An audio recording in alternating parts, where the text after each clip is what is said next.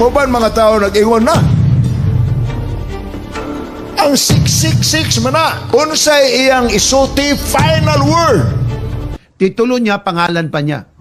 The Papacy's title, Vicarious Filii. Kalalabasan, kapatid, 666. May isang evangelist pumunta sa Roma, sa Vatican. Nakita nila doon yung tiara, yung korona ng Pope. At sa korona ng Pope, pinicturan niya ito. Ang picture, bit-bit niya pa uwi. Nakita ng isa sa mga artists. Ang ginawa ng artist, doon sa korona ng Pope, tiara ang tawag, ang ginawa niya, nilagyan niya ng Vicarious Filii para lang ma-illustrate. Wala doon sa tiara. Pero dinagdagan niya ng word na Vicarious Filii. Ngayon, ito pong picture na ito, nilagay sa query column. Question and answer ito sa Mystery Magazine. Ang tanong, meron bang original picture sa tiara ng Pope na merong Vicarious Filii? Ang sagot po ng Ministry Magazine, meron ipinadala na ang term na ginamit nga nila ay dubious picture of tiara. Bakit dubious, kapatid? Ang kwento ganito.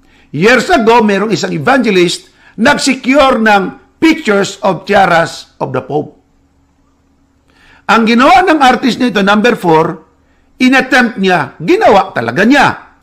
Nag-re-illustrate siya. Yun ang purpose niya. Na mayroong pangalang Vicarious Filii.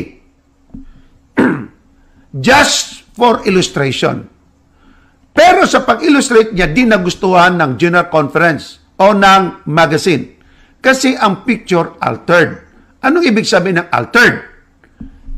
Dinagdagan. Hindi na yung original. Nabago ngayon.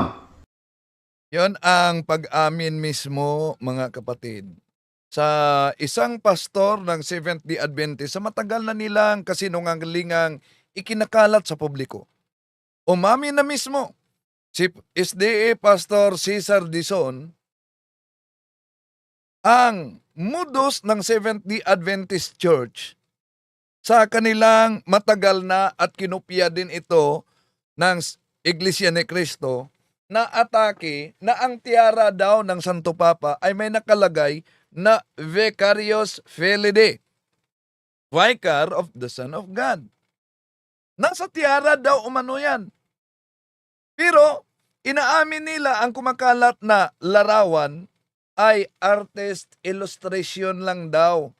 Ibig sabihin, totoong walang nakasulat sa papal tiara na Vicarious Filii. Pero nilagyan lang ng SDA artist Vicarious Filii in order to illustrate para mapaniwala ang tao.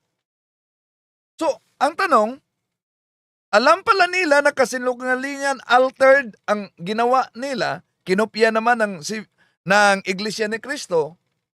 Bakit hanggang ngayon, paulit-ulit na ginagamit ng mga SDA evangelist, SDA preachers, SDA pastors bilang ebidensya laban sa Santo Papa sa simbahang Katoliko na ang tiara ay may nakalagay na Vicarious Filii? So, ibig sabihin, mga kapatid, itong ginagawa ng Seventh-day Adventist na kinopya ng Iglesia ni Manalo ay isang malaking propaganda laban mismo sa simbahang Katoliko.